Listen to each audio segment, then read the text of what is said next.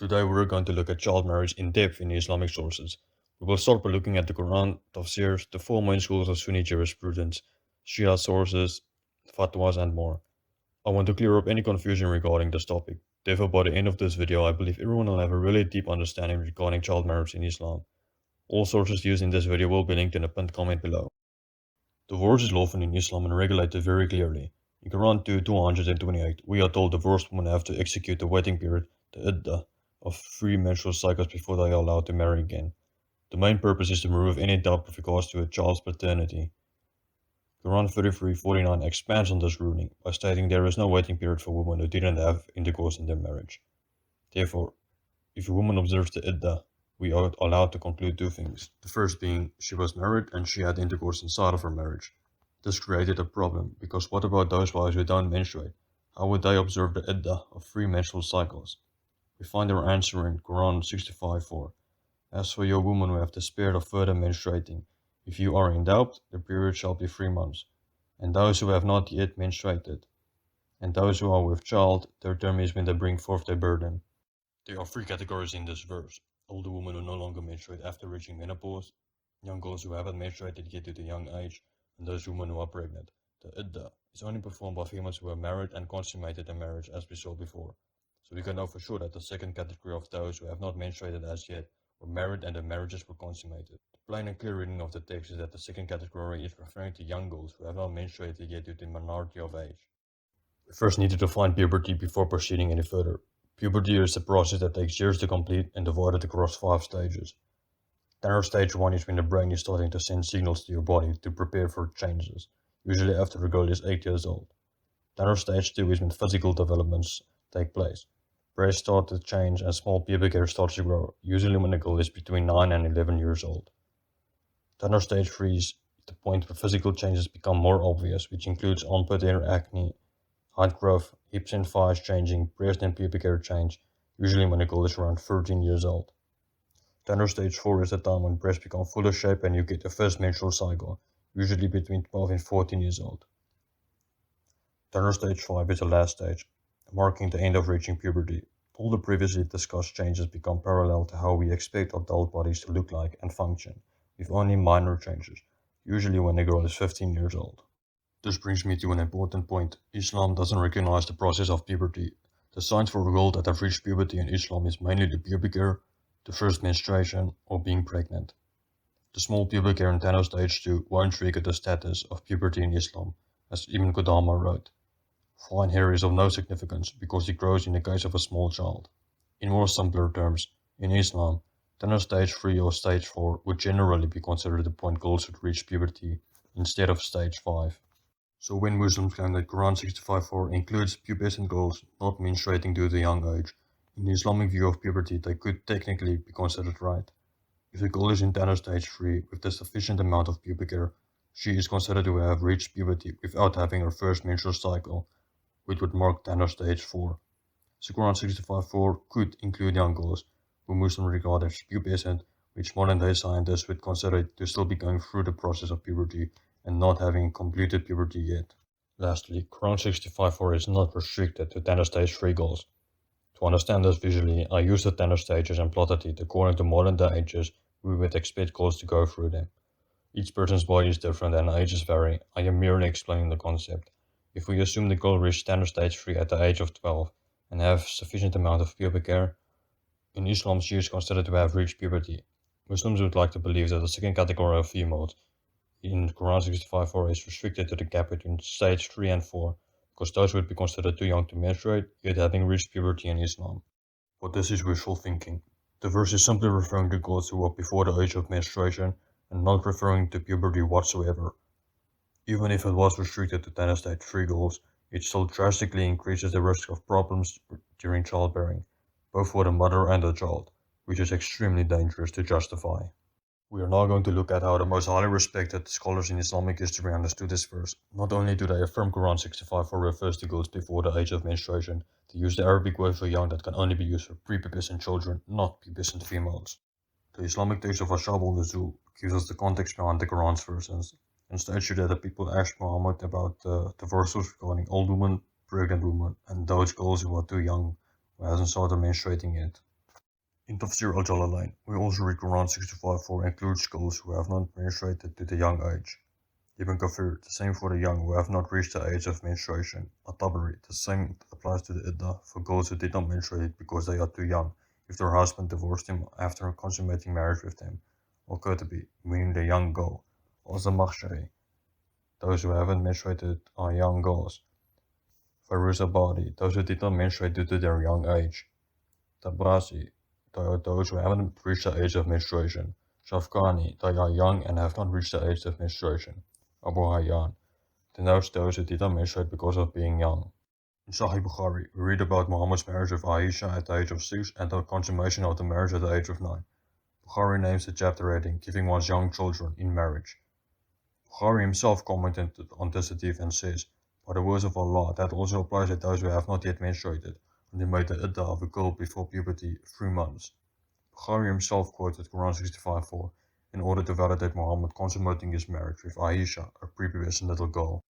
All of these great historic Muslim scholars are in full agreement that Quran 65:4 is referring to prepubescent little girls who had the marriages consummated, referring to their young sarir age. What does the Arabic word sarir mean?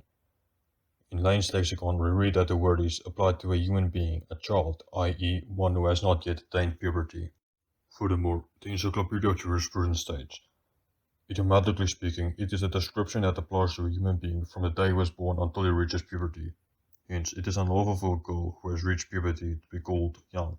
There is no dispute among the scholars that the girl who has reached puberty is not young, sarir, in this ruling. Therefore, we can clearly see that all the previously quoted scholars believe the Quran refers to prepubescent girls who had the marriages consummated. They even used the Arabic word that would rule out the previously discussed 10 stage free girls who reached puberty in Islam. Muhammad Shafi'i Deobandi, a 20th century Hanafi jurist and mufti, also stated regarding Quran 65:4, women who do not menstruate because they have not yet attained puberty, and women who does not menstruate on account of minority of age. From all the commentaries on Quran 65:4, Maududi summarizes it for me the best. Therefore, making mention of the waiting period for the girls who have not yet menstruated clearly proves that it is not only permissible to give away the young girls in marriage at this age, but it is also permissible for the husband to consummate marriage with her. Now obviously, no Muslim has the right to forbid a thing which the Quran has held as permissible. We are now going to move on and look at what Sharia law instructs regards to child marriage. The four main schools of jurisprudence in Sunni Islam is the Shafi'i, Hanafi, Maliki, and Hanbali. Nearly all Sunni Muslims belong to one of these four schools of jurisprudence. The first school we will look at is the Shafi'i. In Reliance of the Traveler, we read that in Islam, if you get a wet dream or your first menstrual period, or become pregnant, it means you reach puberty. Take a note of one of the signs of having reached puberty: pregnancy. What is the hidden assumption behind pregnancy being a sign of puberty? The prepubescent girl had intercourse, became pregnant, and only after becoming pregnant you recognize her as being pubescent. This is a familiar pattern Sharia follows. Intercourse is undertaken when children are deemed physically big enough to handle intercourse. Puberty is absolutely irrelevant. The Muslim husband's mindset in his marriage with a prepubescent little girl will progress in the following stages. The man might marry a 1 or 2-year-old prepubescent little girl. At this point, she will still be too small to handle intercourse. After a couple of years, realize she is now big enough for intercourse, but they don't see any signs of puberty yet. The husband now consummates his marriage with his child bride. If having intercourse with her leads to her becoming pregnant, a pregnancy is a sign of her being pubescent, despite the husband not acknowledging her as pubescent before having intercourse. Pregnancy as a sign of pubescence is only a sign after already having intercourse with a girl you assume to be prepubescent. And of course, if the little girl didn't become pregnant, she is still considered a prepubescent little girl the husband had intercourse with. Still reading from Reliance of the Traveler, it states, a waiting period is obligatory for women divorced after intercourse, whether the husband and wife are prepubescent, have reached puberty, or one has and the other has not. The Sharia manual explicitly discusses child marriages involving one or more prepubescent children in marriage who had intercourse. The waiting period for a woman who does not menstruate, whether prepubescent or postmenopausal, is 3 months. The Sharia manual provides further quotations such as, a father can force a virgin into marriage without her consent, but it is recommended to ask her permission in marriage if she reaches puberty, meaning that you can force her into marriage without asking her permission if she is still prepubescent. The book also gives specific rules to validate prepubescent marriages with regards to payment, and even how to deal with adultery charges being invalid if the husband is prepubescent or if the wife isn't capable yet to perform intercourse. They go on to state that adultery accusations against infant wives are invalid and that the prepubescent wife does not have the capacity to remain chaste when having marital intercourse. In the second school of jurisprudence, the Hanafis, we read the following in Al-Adaya.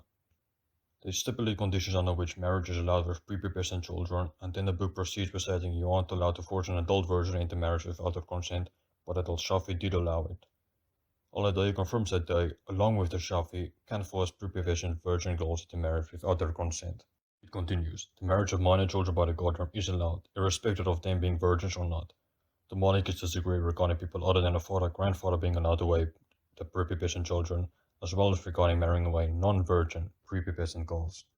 This is arguably one of the most important points.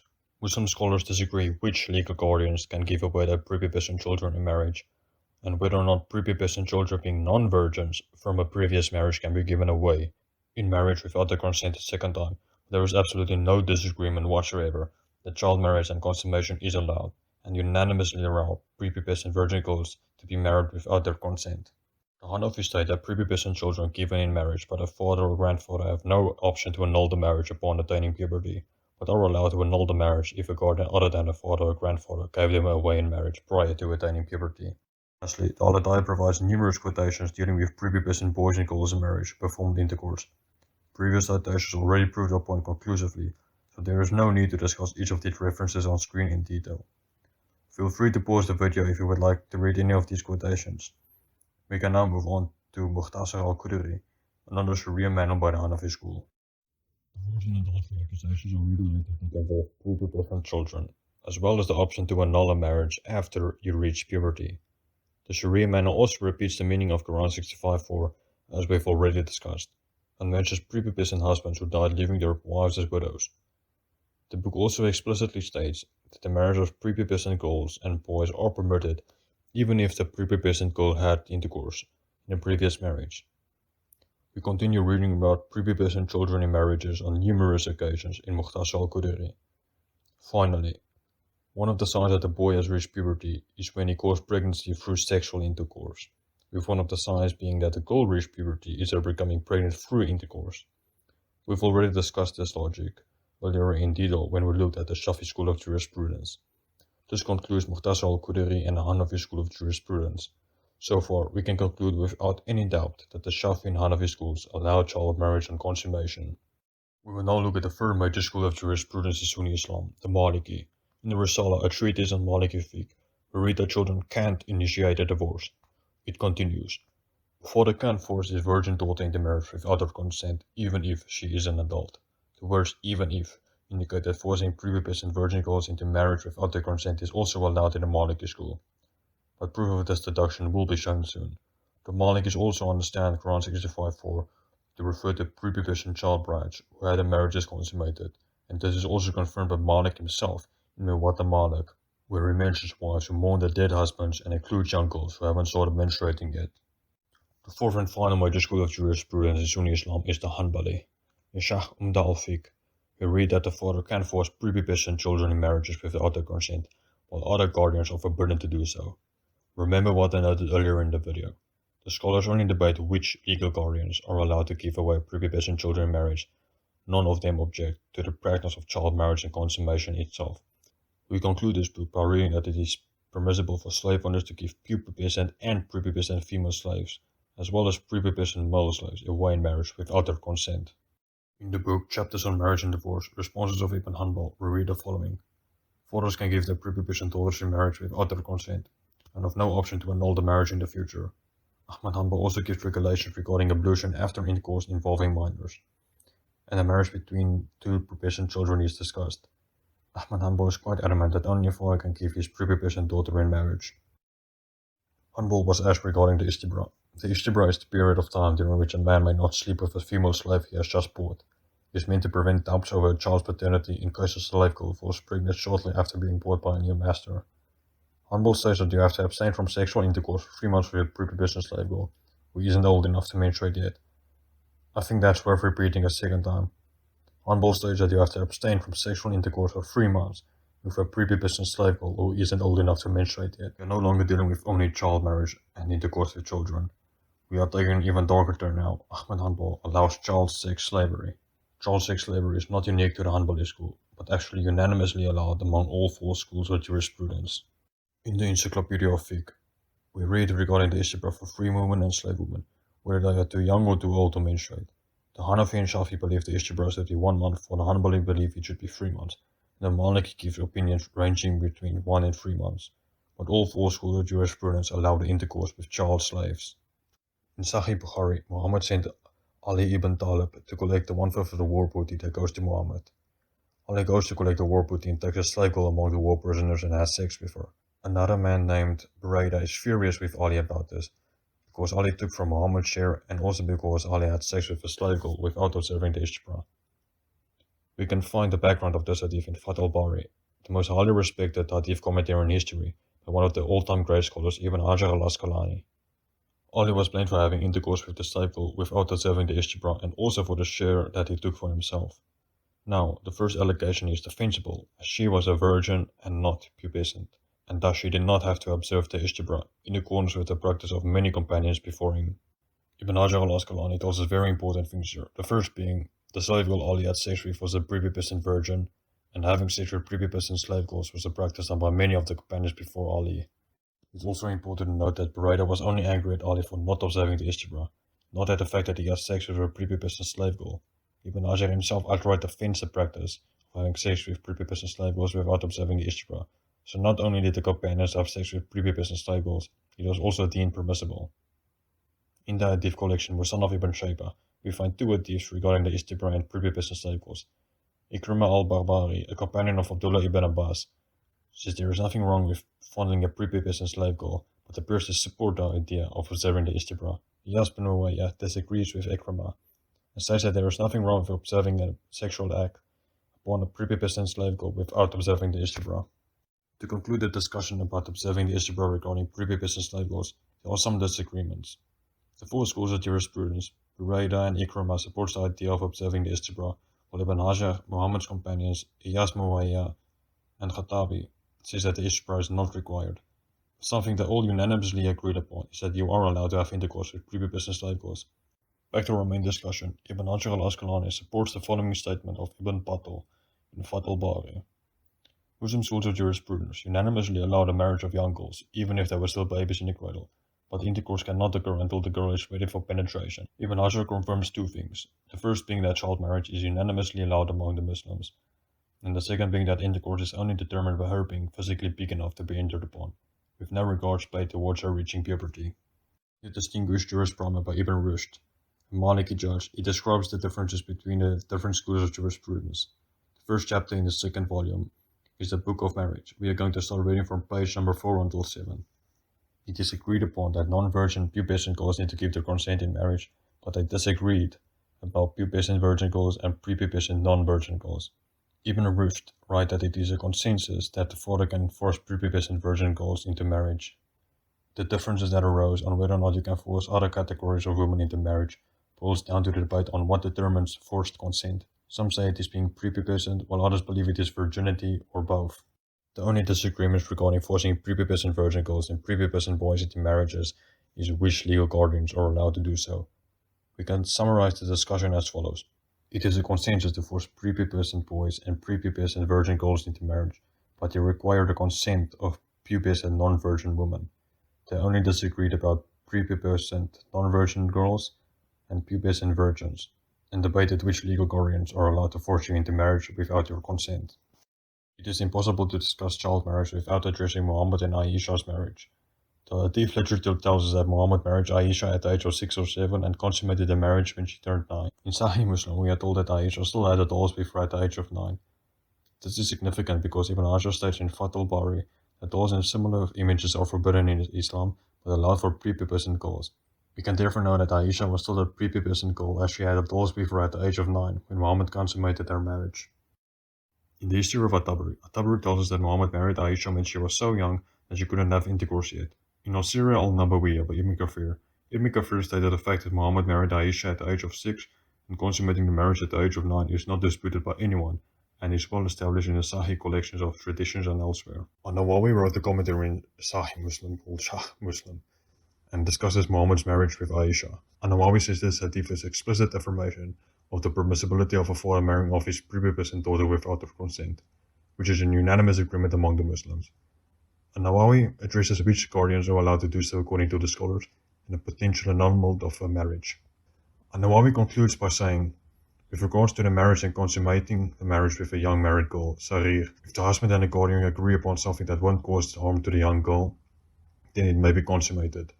If they disagree, then Ahmed Hanbal says once a girl reaches the age of 9, then the marriage may be consummated even without her consent. Malik al-Shafi'i and Abu Hanifa said, the marriage may be consummated when a girl is capable of engaging in intercourse, which varies from one girl to another, so no age limit can be set. This is the correct view. There is nothing in the hadith of Aisha that gives any limitation or prohibition of sex for the girl that is capable before the age of 9, nor is the indication to seek consent from the girl who is unable to handle sex, yet had reached the age of 9. In conclusion, An-Nawawi affirms that there is a consensus to force prepubescent daughters into marriage without consent, and that intercourse with prepubescent children is allowed, as long as they are physically capable of handling it, which won't cause them harm. I am aware An-Nawawi also cited Al-Shafi'i, who said, it is recommended for the father or grandfather not to arrange a marriage of a virgin until she reaches the age of puberty and he seeks her consent, lest she find herself trapped in a marriage that she resents. But does this really solve the problem? Al-Shafi said it is recommended to wait until puberty before marrying, but nonetheless allows fathers to force their prepubescent children into marriage without their consent, as long as there is a clear benefit not to delay the marriage until puberty. This is troubling. If you want to help someone or the family financially, morally, or in some other way, there's always a different ways to achieve the means to help someone. You don't have to marry someone's prepubescent child to benefit them in some way. Now, how exactly does this excuse the adult in the marriage? If you live in poverty and a millionaire wants to marry a daughter, then allowing him to marry a prepubescent daughter has a benefit for the little girl and her family. But how exactly does this justify the millionaire's actions on his behalf? And finally, Al-Shafi and the rest unanimously allow prepubescent girls to have intercourse with their husbands. Where is the benefit for the little girl to be raped by her husband? Quite bizarrely, a judge named Ibn Shibrima wrote that prepubescent girls should not be married, which Ibn Battal addressed in his commentary on Sahih Bukhari. Al-Muhallab said, the scholars have unanimously agreed that the father is permitted to give his young daughter, who is not physically fit for sexual pleasure, for marriage based on Ayah 65 verse 4. It is permissible for a girl that has not experienced her menarche to be married, even from the first day she is born. I suppose by writing this chapter, al-Bukhari wanted to respond to Ibn Shibrima, for Al-Tawawi reports that he said, it is not permissible for the fathers to marry off their young daughter, to have the choice to get married or not when they reach puberty. But this is an opinion that none of the jurists have said except for him. Therefore, his anomalous opinion is disregarded, for it contradicts the Quran and the Sunnah. Badr al-Din al-Aini, in his book Al-Kafi, also said that Shibrima's opinion is unique, contradicts the Quran, Sunnah, and the consensus among the scholars. In Al-Mughni by Ibn Qudama, we read the following.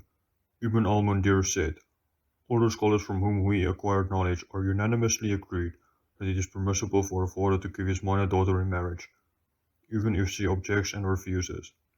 Ibn Qudama then quotes Quran 65:4 in order to justify the statement. Ibn Qudama continues by stating, Aisha marrying at the age of 6 and having intercourse at the age of 9 is not one of those whose consent is taken into account. Ibn Qudama ends by saying, Ali gave his daughter Kalthoom in marriage when she was a minor, Sarir, to Umar ibn al-Khattab. Sunni scholars like Ibn Qutayba, Ibn Kathir, and many other historians are fully aware of this marriage involving Kalthoom with Umar. We find Kalthoom's child status stated in the Shia sources as well, in the hadith collection Al-Kafi, one of the most respected Shia literature books, with each of the narrators in this hadith being classed as Sahih. In Al-Kafi, Al-Khomeini lists 4 narrations regarding the age a prepubescent wife can have intercourse, with the infallible Shia Imam stating that the prepubescent wife should be at least 9 years old. The specific narration has been graded as Sahih by Al-Majlisi in Mirat ul-Lukul. In Ayatollah Khomeini's Tahrir al-Wasila, Khomeini confirms that once a girl becomes 9 years old, it is lawful to have intercourse with her, but states that lustful touching, hugging, Tafsirs, is allowed even with an infant still being breastfed. Tafsirs is the process of rubbing the penis against the thighs. Khomeini concludes by giving some graphic examples of what can occur if intercourse is performed and the girl is too small, and says the consequences the husband faces, or rather, the lack of consequences. We've come to a point where we've looked at the Quran, Tafsirs, Hadith scholars, the four schools of Sunni jurisprudence, historians, Shia Islam, all unanimously allowing the rape of prepubescent child brides. When a Muslim tries to say there are Quran verses that forbid marriage with children, best case scenario would be the Quran contradicts itself. The most famous verse Muslims quote is found in the 4th chapter in the Quran, verse 6. And thus the orphans in their abilities until they reach marriageable age. Then if you perceive in them sound judgment, release their property to them. The verse is clearly referring to the idle time when property of orphans should be returned to them by their guardians. None of the Tafsirs like Umm Kalthoom or At-Tabari thinks that the Quran is setting an age of marriage here. All the scholars understood the verse in its proper context that it is simply returning property to orphans after they attain puberty. The word marriageable age used here is to refer to puberty because one is able to fulfill the purpose of marriage, which is procreation, after one reached puberty. This was said by scholars such as Al-Zamakhshari in his book Al-Khashaf. So the age of marriage refers to the purpose of being able to fulfill the marriage, which is procreation. And if you can procreate, it means you reach puberty. Therefore, the age in marriage, in context, refers to puberty, and none of the great Muslim scholars understood this verse as the minimum age of marriage. A Muslim posed the question to Islam Web in an attempt to refute child marriage. The individual quoted the weak hadith and fabricated statements to prove his point. Naturally, the Muslim also quoted the Quran 4 verse 6, to which the Sheikh of Islam Web responded. Moreover, the ayah that you have mentioned is not evidence for the impermissibility of marriage prior to attaining puberty. Sheikh Alay's comments on Khalil's statements, meaning the wife. There is no fixed age for when sexual intercourse with the wife is permissible. It depends on the various physical conditions of the girl, in how fat or slim their bodies are. Attaining puberty is not required for a husband to have perfect pleasure in her. In the same fatwa, Islam Web also stated there is nothing wrong with kissing a young wife with lust and fondling and the like. The scholars have indicated that, primarily it is permissible for a man to enjoy his wife however he wishes, provided he does not cause her harm. They mentioned examples like masturbating using her hand, fondling her, kissing her, etc. There are numerous fatwas to be found that will spoil the mood, including one Islam Web tried to delete, which states, if the wife or the slave rejects intercourse without a valid excuse, then the man can force them to. This fatwa explicitly allows spousal rape, as well as the raping of slaves. Lastly, a question for my Muslim friends. If the Quran really did forbid child marriage in other verses, what did absolutely none of the great Muslim scholars mentioned in this video, whether it be Ibn Kathir, At-Tabari, Al-Qurtubi, Ibn Hajar, An-Nawawi, the four great Imams and many more, unanimously agree that child marriage and consummation is allowed, according to the 65th chapter of the Quran, as well as through Muhammad's marriage with Aisha. If Islam really did forbid child marriage, how did all of the great Muslim scholars not realize this?